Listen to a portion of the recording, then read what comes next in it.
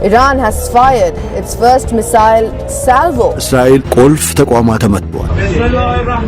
በአንድ ቀን ብቻ እስራኤል ከ2 ቢሊዮን ዶላር በላይ የሚገመት የሚሳኤል መከላከያ ባጀት እንድታጣ አድርጓታል።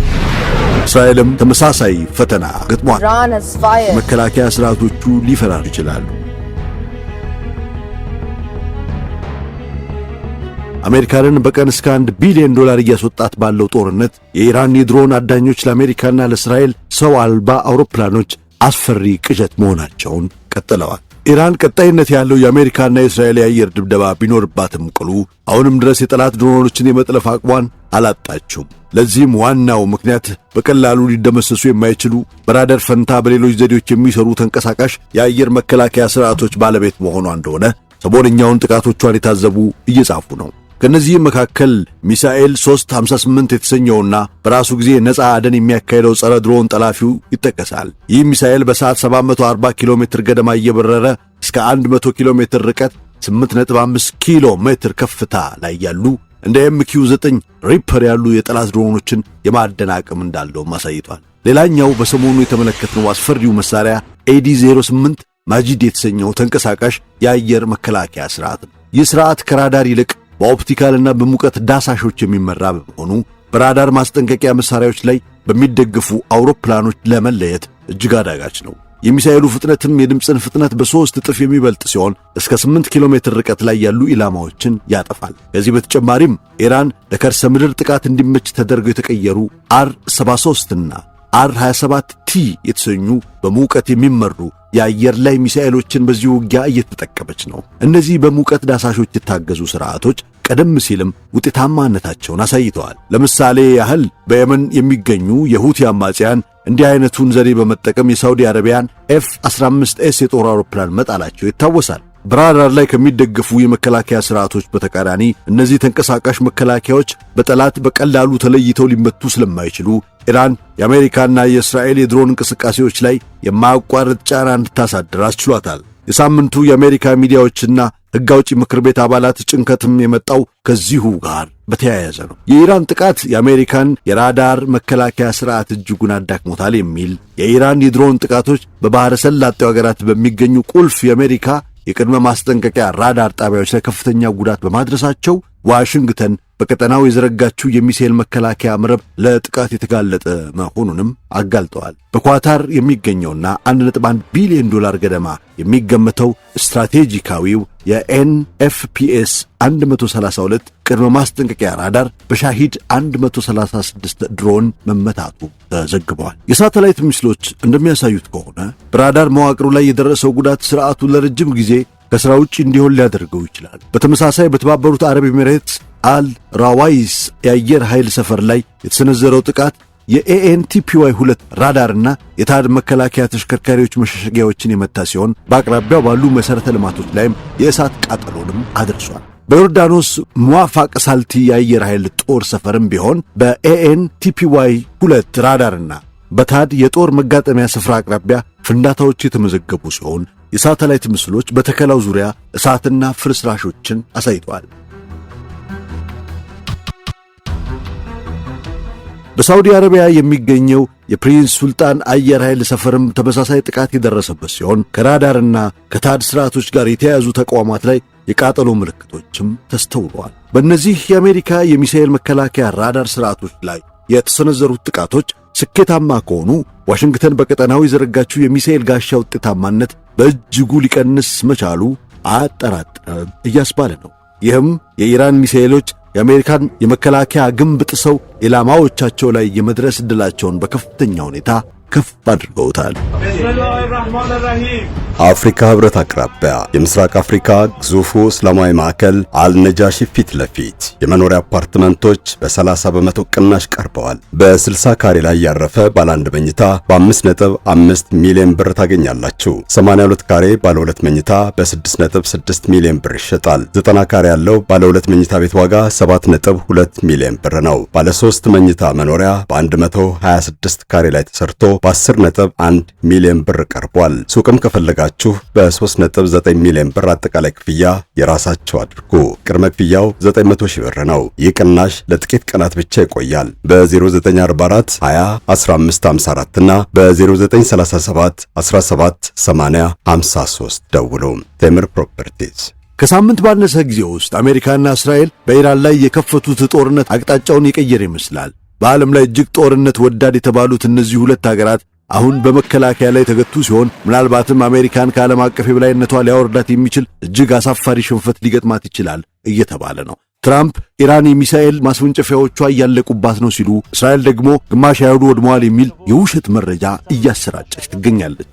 ነገር ግን በመሬት ላይ ያለው እውነታ ከዚህ እጅግ የተለየ ታሪክ ነው የሚነግረን። ባለፈው ዓመት ዩናይትድ ስቴትስ ሲሶ የሚሆነውን የኢራን ማስወንጨፊያዎችን ማውደሟን ብታውጅም የኢራን ሪፖርቶች ግን የጥቃቱ ስኬት 3% ብቻ እንደሆነ በመግለጽ ምዕራባውያን የሚሰጡት ግምገማ የተጋነነ መሆኑን ተከራክረዋል። በተጨማሪም እስራኤል ከግማሽ በላይ የሚሆኑት የኢራን ሚሳኤል ማስወንጨፊያዎች ተደምስሰዋል ስትል፣ ዩናይትድ ስቴትስ ደግሞ የአርሰናል ክምችቱ እያለቀ ነው የሚል የተለያየ አቋም ማራመዳቸው በሁለቱ ሀገራት መካከል ያለው ከፍተኛ የመረጃ ልዩነትን አሳይቷል። ዘገባዎች እንደሚናገሩት የኢራን አብዮታዊ ዘብ ባደረገው መጠነ ሰፊ የማታለያ ኦፕሬሽን በአንድ ቀን ብቻ እስራኤል ከ2 ቢሊዮን ዶላር በላይ የሚገመት የሚሳኤል መከላከያ ባጀት እንድታጣ አድርጓታል። ይህ ሆነው ኢራን በርካታ ቁጥር ያላቸው አነስተኛ ዋጋ ያላቸው ዶኮይ የተሰኙ የማታለያ ድሮኖችንና ሚሳኤሎችን ወደ እስራኤል በማስወንጨፏ ሲሆን የእስራኤል የአየር መከላከያ ስርዓት እነዚህን ኢላማዎች ለማክሸፍ ከፍተኛ ወጪ የሚጠይቁ ተመላሽ ሚሳኤሎችን እንዲጠቀም መገደዱ ተገልጿል።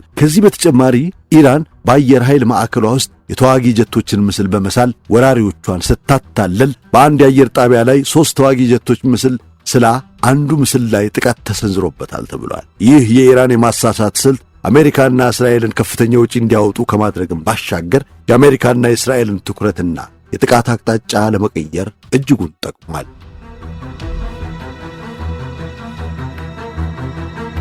ኢራን ያላት ተንቀሳቃሽ የሚሳኤል ስርዓቶች ሰፊ በሆነ ግዛት ውስጥ የተበታተኑ በመሆናቸው በሳተላይት እይታ ክፍተቶችና ፈጣን የመገናኛ ቦታ ቀያሪ ዘዴዎችን በመጠቀም በቀላሉ ጥቃትን ያመልጣል። እነዚህ አካባቢዎች በሳተላይት ቢታወቁ እንኳን ዩናይትድ ስቴትስ ጥቃት እስከምትሰነዝርበት ጊዜ ድረስ ቦታቸውን መቀየር ይቻላቸዋል። ከዚህም ባለፈ ኢራን የራዳር ምልክቶችን የሚመስሉ የውሸት ማስወንጨፊያዎችንና የሚነፉ አሻንጉሊቶችን በመጠቀም የላቁ ጥቃቶችን ታታልላለች። ይህም ጥቃቱ ወደ እውነተኛ የጦር ሰፈሮቿ እንዳያርፍ ከማድረጉ በላይ የወደሙት ቁጥራቸው በምዕራባውያኑ ሚዲያዎች ተጋኖ እንዲቀርብ አስችሏል። ዩናይትድ ስቴትስና እስራኤል በኢራን ላይ ግዙፍ ጥቃት ሲሰነዝሩ ስትራቴጂካዊ የበላይነቱን እንደተቆጣጠሩ እርግጠኞች ነበሩ። ኦፕሬሽኑ የኢራንን የኒውክሌር መሠረተ ልማት ሽባ ለማድረግ የሚሳኤል ኃይሏን ለማጥፋትና የምዕራባውያንን ወታደራዊ የበላይነት ለማሳየት የታለመ ነበረ።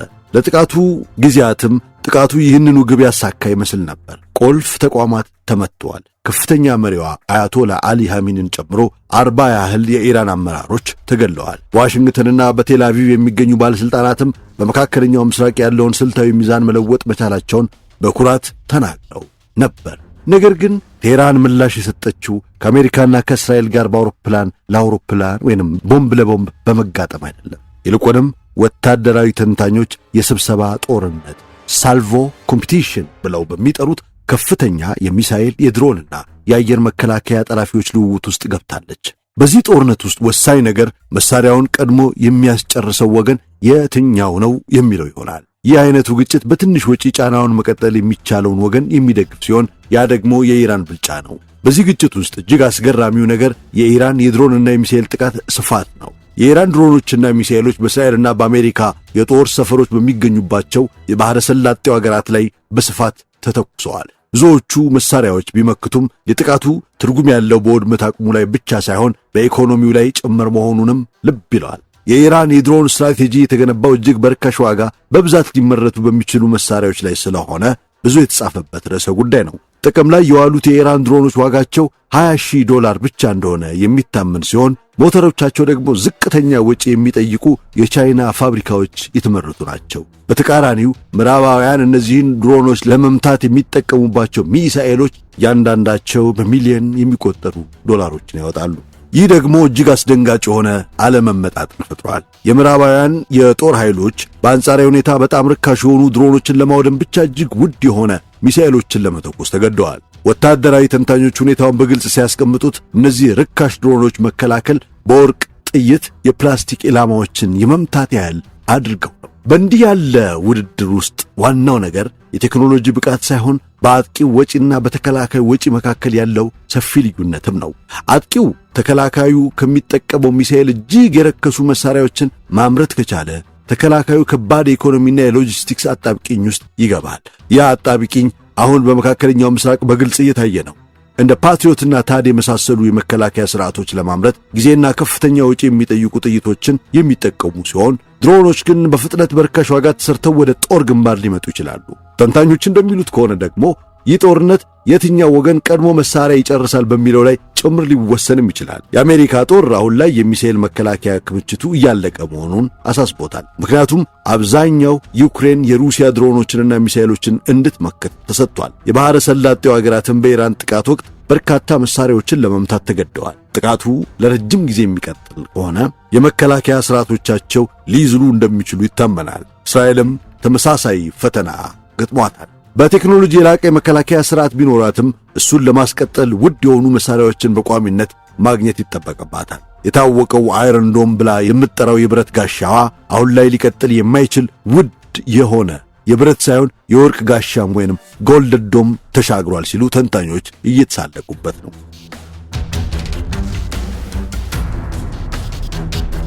የኢራን ስልት ሆነ ተብሎ የጠላትን መሳሪያ የማስጨረስ ጦርነት አይነት ነው። አብዛኞቹ ጥቃቶች ቢመከቱም እንኳን መከላከያው የሚያወጣው ወጪ የሀብት ምንጩን እያሟጠጠ ነው። ይህ አለመመጣጠን እስከቀጠለ ድረስ የመከላከያ ስርዓቶቹ ሊፈራርሱ ይችላሉ።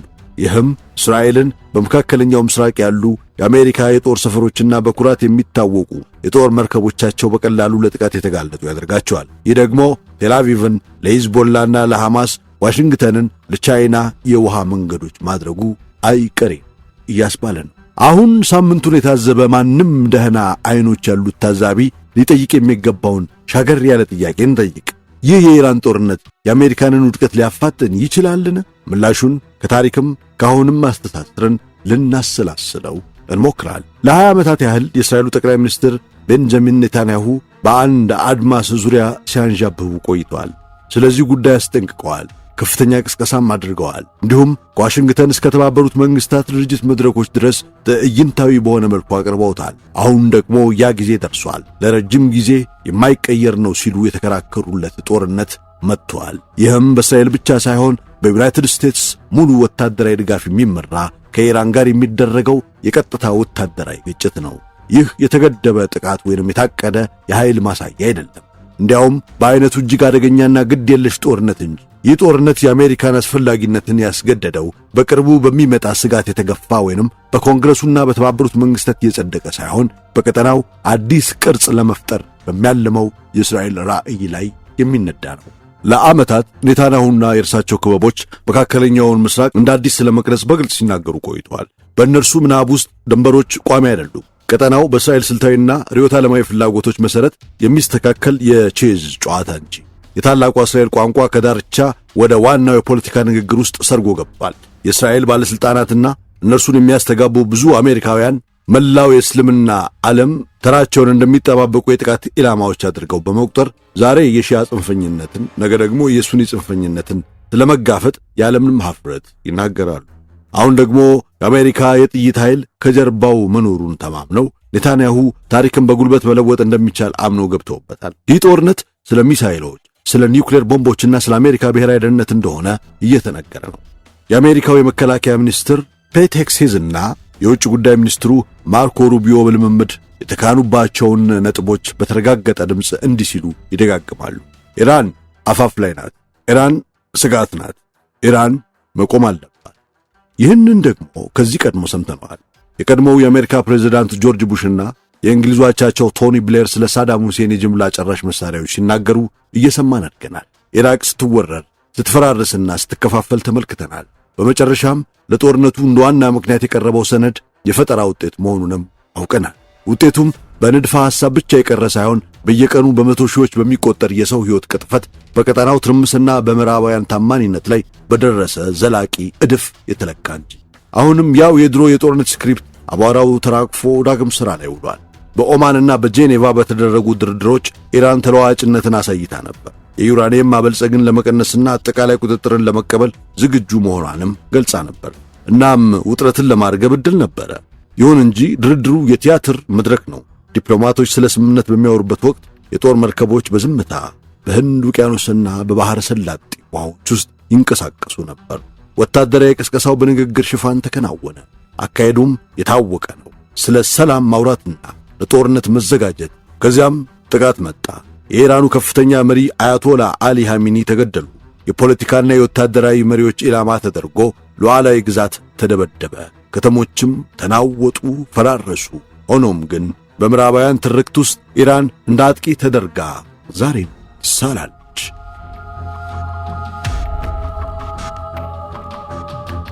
ለብዙ አስርታት እስራኤል የአረብ ጦሮችን በመደበኛ ጦርነት ደጋግማ ያሸነፈች የመሰለ የማይበገር ወታደራዊ ገጽታን ገንብታለች።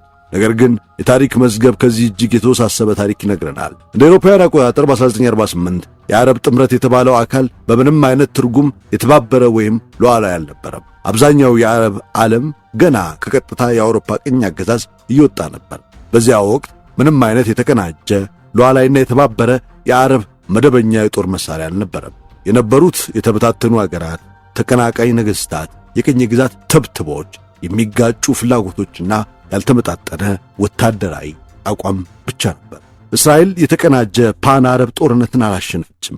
የወጣችው የአውሮፓ ቅኝ ገዢ የሥልጣን መዋቅሮች ቀጥተኛ ተጽዕኖ ባለበት የአረብ ዓለም ውስጥ ሲሆን በላቀ አደረጃጀትና በዓለም አቀፍ ድጋፍም ተጠቅማለች። የአረብ ጦሮችን አሸንፌያለሁ የሚለው ተረት በኋላ ላይ እንደ ብሔራዊ አፈ ታሪክ ተጠርቦ ቀርቧል። እንደ አውሮፓውያን አቆጣጠር በ1967 የእስራኤል ወሳኝ ብልጫ የመጣው የግብፅን አየር ኃይል በመሬት ላይ በሰዓታት ውስጥ ካወደመ ቅድመ ጥቃት በኋላ ነበር። አንዴ የአየር የበላይነት ከተረጋገጠ በኋላ ውጤቱ አስቀድሞ የታወቀ ነበር። ይህ እኩል በሆኑ ጦሮች መካከል የተደረገ ረጅም ግጭት አልነበረም። ይልቁንም ሙሉ የጦርነት እንቅስቃሴ ሳይጀመር የተሰነዘረ ሽባ የሚያደርግ ከባድ ምት። እንደ አውሮፓውያን አቆጣጠር በ1973 የተካሄደው ጦርነትም ይህን የጽዮንን ተረት ይበልጥ ያወሳስበዋል። በዚያን ዓመት በጥቅምት ወር የግብፅ ጦር የስዊዝ ቦይን ተሻግሮ የባር ሌቭን መስመርንም ሰብሮ ወደ ሲና ገባ። ይህ ድንገተኛ ማጥቃት የእስራኤልን እዝ ያስደነገጠ ነበር። እስራኤል ከተመሠረተች በኋላ ለመጀመሪያ ጊዜ አንድ የአረብ ጦር ወታደራዊ ዕቅድን፣ ቅንጅትንና የጦር ሜዳ ብቃትን እስራኤልን ወደ መከላከል ደረጃ ገፍቷታል። ሆኖም ግን ወታደራዊ ግስጋሴው ወደ ስልታዊ ለውጥ አልተቀየረም። ከፍተኛ የአሜሪካ የአየር ድጋፍ የእስራኤልን ኪሳራ ተክቶ አቋሟን በማረጋጋት ሚዛኑን እንደገና ለወጠው። የግብፅ ፕሬዝዳንት አንዋር ሳዳት ወደ ዋሽንግተን ለመዞርና የፖለቲካ ስምምነት ለማግኘት ጓጉቶ ስለነበረ በፍጥነት ወደ ድርድር ገቡ። በወታደራዊ ድንገተኛ አደጋ የጀመረው ነገር ወደ ዲፕሎማሲያዊ አሰላለፍ ተቀይሮ በካምፕ ዴቪድ ስምምነት ተጠናቀቀ። ከዚያ ጊዜ ጀምሮ የእስራኤል ዋና ዋና ግጭቶች የተደረጉት ከመንግስታት ውጪ ካሉ ኃይሎች ጋር ነበር። በሊባኖስ ሄዝቦላን ገጥማ ተገዳ ከሊባኖስ ለመውጣት ተዳርጋለች። በጋዛ ምንም እንኳን ከፍተኛ የአሜሪካ ድጋፍና እጅግ በጣም ብዙ የጥይት ኃይል ቢኖራትም ሐማስን ማጥፋት እስካሁን አልተቻላትም። የታገቱት ሰዎች የተመለሱት በድርድር እንጂ በጦር ሜዳ ድል እንዳልነበረ እናስታውሳለን። እስራኤል ከተበታተኑ ተቃዋሚዎች ጋር በአየር ድብደባ መዋጋት ለምዳለች እንጂ በተባበረ የፖለቲካ አመራር በሚመራ ትልቅና በተደራጀ ጦር ላይ ለሚደረግ ረጅም አድካሚ ጦርነት አልተሰናዳችም። ዩናይትድ ስቴትስም ይህንን አይነት ልምድ በኢራቅ በገጠማት ቀውስ ትጋራታል። በ2003 ኢራቅ በዓመታት ማዕቀብ ተዳክማና ጎስቁላ ነበረ። ወታደራዊ አቅሟ ወርዶ መሠረተ ልማቷ ተመቶና ተንኮታክቶ ማኅበረሰቧም ዝሎ ነበር። አፍጋኒስታን የአሜሪካ ኃይሎችን ከአማጽያን ጋር አጋጥማለች። ሊቢያ፣ ሶማሊያና ሶሪያ የተበታተኑ የጦር ግንባሮችንና የተከፋፈሉ አካላትን ያሳተፉ ነበር። ዋሽንግተን የደከሙ መንግስታትን ወይንም ያልተሟሉ ንቅናቄዎችን መውጋት ለምዳለች። የጨዋታ መመሪያዋ የታወቀ ነበር። ፈጣን ወታደራዊ ጣልቃ ገብነት፣ ከፍተኛ የጦር ኃይልና ከዚያም ፈጣን የድል አዋጅ። አሁን ግን የተለየ ነው። ለብዙ አስርታት ለመጀመሪያ ጊዜ እስራኤልና ዩናይትድ ስቴትስ ራሱን በራሱ ማደስ ከሚችል የፖለቲካ ሥርዓት ጋር የተዋሃደና በሚገባ ከተደራጀ ወታደራዊ ኃይል ጋር ገጥመዋል። ኢራን እንደ 2003ቱ ኢራቅ አይደለችም። እንደ 2001ዱ አፍጋኒስታንም አይደለችም። ሰፊ መልክዓ ምድራዊ ጥልቀት፣ ከፍተኛ የሕዝብ ቁጥር፣ ጠንካራ ወታደራዊ ተቋማትና በቀጠናው ካሉት ትልቁ የሚሳኤል ክምችት አንዷ ባለቤት ናት። እርሷን ለማነቅ ታስቦ በተጣለ ማዕቀብ ስር ሆና ለብዙ አስርታት በአገር ውስጥ የጦር መሳሪያ ኢንዱስትሪ፣ በድሮን ቴክኖሎጂና በመከላከያ መሠረተ ልማት ላይ ኢንቨስት አድርጋለች።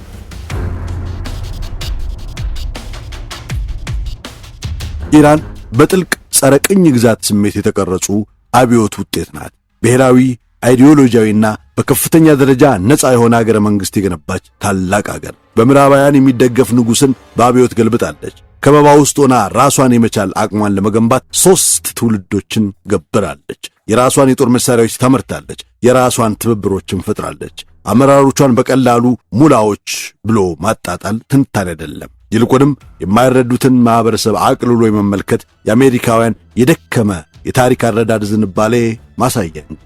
ያ አይነቱ አመለካከት በፔንታጎን የዜና መግለጫዎችም ላይ ታይቷል። ሄክሴዝ የኢራንን መንግሥት እብድና በእስላማዊ ምናብ ላይ የተመሠረተ ጥፋት ለመፈጸም የቆረጠ ሲል ገልጾታል። ሩቢዮ በበኩላቸው ኢራን በጂኦፖለቲካ ሳይሆን በጥፋት ቀን ሃይማኖታዊ አስተሳሰብ ውሳኔ በሚያሳልፍ ጽንፈኛ ቀሳውስት እንደምትመራ ሲናገሩ ሕቅም አላላቸው። ይህ የመጣው ከክርስቲያን ጽዮናውያን ከመጽሐፍ ቅዱሳዊ መብት ጋር ከተቆራኘው ቀኝ ዘመም የእስራኤል መንግሥት ጋር ከተሰለፈው የትራምፕ አስተዳደር ነው። የእስራኤል አምባሳደር ማይክ ሁካቢ ለመሬት ጥያቄያቸው መጽሐፍ ቅዱስንና መለኮታዊ ቃል ኪዳንን እንደ መሠረት የሚጠቅሱ ናቸው። ነገር ግን ከንግግሩ ባለፈ እጅግ ወሳኝ የሆነ እውነት አለ። ኢራን የምትዋጋው እስራኤልን ብቻ አይደለም፣ የቀጠናውን አጠቃላይ የአሜሪካ የሥልጣን ሥርዓት ደጋፊውን አቅራቢውንና የእስራኤልን የበላይነት ዋስትና ሰጪውን ጭምር እየተጋፈጠች። ይህ የሰሞኑ ጦርነት በአጋጣሚ መጣ ግጭት አይደለም። የኢራን የአጸፋ ጥቃቶች የአሜሪካን ንብረቶችና የአሜሪካ ጦርን የሚያስተናግዱ የባሕረ ሰላጤው አገራትን ሆነ ብለው ኢላማ ያደረጉ ናቸው። ይህም ቴህራን ጠላቷ እንደ አንድ ጦር ሳይሆን በአሜሪካ ሎጂስቲክስና ወታደራዊ በላይነት ላይ እንደ ተመሠረተ ዓለም አቀፍ ስልታዊ ሥርዓት እንደምትረዳው ይናገራል። ይልቁንም ኢራን መደበኛ ጦርነት ውስጥ አልገባችም። ይልቁንም ተመጣጣኝ ያልሆነ ስልት እየተገበረች ነው። የዓለም ካፒታሊዝምና በአሜሪካ የሚመራውን የፋይናንስ ሥርዓት የሚደግፈው የባሕረ ሰላጤው መሠረተ ልማቶች የኃይል ፍሰቶችንና ስልታዊ የባሕር መስመሮችን በማፈራረስ ላይ ትገኛለች። በተለይም የዎል ስትሬትንና ዋሽንግተንን የሚመግበው የፔትሮ ዶላር ሥርዓቱን ስጋት ውስጥ ጥለዋለች። የባሕረ ሰላጤው ቀጠና ቢናወጥ የሚፈጠረው ማዕበል እስከ ኃያላን የገንዘብ ገበያዎች እንዲሁም የአሜሪካ ሥልጣን እስከሚደገፍበት የፋይናንስ መዋቅር ድረስ እንደሚደርስም በእርግጥ ይታመናል። ይህ በታሪክ እጅግ ግዴለሽ ከሆኑት ፕሬዝዳንቶች በአንዱ የተጀመረው የዋሽንግተን እጅግ አደገኛ ጀብዱ ሊሆን ይችላል። ይህ በእስራኤል ምናብ ውስጥ ወዳለ አዲስ መካከለኛ ምስራቅ ሊያመራ በፍጹም አይችልም። ይልቁንም የታወቀውን የታሪክ ሂደት ሊከተል ይችል ይሆናል። ያም የኃያላን አገራት ያለ ልክ የመለጠጥ ብሉይ ታሪክ ነው። ኢምፓየሮች በራስ የመተማመን ጫፍ ላይ ሲደርሱ የራሳቸው ተረት ማመን ይጀምራል። ወታደራዊ የበላይነትን ከስልታዊ ጥበብ ጋር ያደናግሩታል። ኃያል ታሪክን እንደገና ሊያደራጁ እንደሚችል ራሳቸው ያሳምኑታል። ነገር ግን ኤምፓየሮች ደካማ ስለሆኑ ብቻ አይወድቁም። አቅማቸውን ያለ ልክ ስለሚገምቱ ይደነቃቅፋሉ። የሚወድቁት በሥልጣን እጥረት ሳይሆን በትዕቢት በተሞላ ከመጠን ያለፈ በራስ መተማመን መሆኑን ታሪክ በበቂ ጽፎታል፣ በበቂ ከትቦታል፣ በበቂም ነግሮናል። ብሪታንያ ይህንን ትምህርት እንደ አውሮፓውያን አቆጣጠር በ1956 ተምራለች። በዘላቂ ሥልጣኗ ተማምና ከድንበሯ ባሻገር ያሉ ክስተቶችን አሁንም መወሰን እንደምትችል እርግጠኛ ሆና የስዊዝ ጀብዱን ጀመረች። ይህም አመፀኛ የቀጠናውን አካል ለመቅጣትና የንጉሣዊ ክብሯን ለመመለስ የታለመ የኃይል ማሳያ ነበር። ጀብዷ ግን የራሷን የሥልጣን ውስንነት አጋለጠ። የፋይናንስ ግፊት ሲጨምር ዓለም አቀፍ ተቃውሞ በረታ። እንደ ጥንካሬ ማሳያ የታሰበው ነገር ስልታዊ ማፈግፈግ አስከተለ። ስዊዝ የብሪታንያን ኢምፓየር በአንድ ሌሊት እንዲያበቃ አላደረገውም። ነገር ግን አንድን እውነታ አጋለጠ። የፖለቲካ ቅቡልነት የሌለው ወታደራዊ አቅምና ገደብ የሌለው ኃይል ውድቀትን ከማስቀረት ይልቅ እጅጉን ማፍጠኑን። ታሪክ እምብዛም በዝርዝር ራሱን አይደግምም፣ ነገር ግን መሠረታዊን አመክንዮ ይደግመዋል። ኢራን የዋሽንግተን ስዊዝ መሆኗም አይቀር ይመስላል።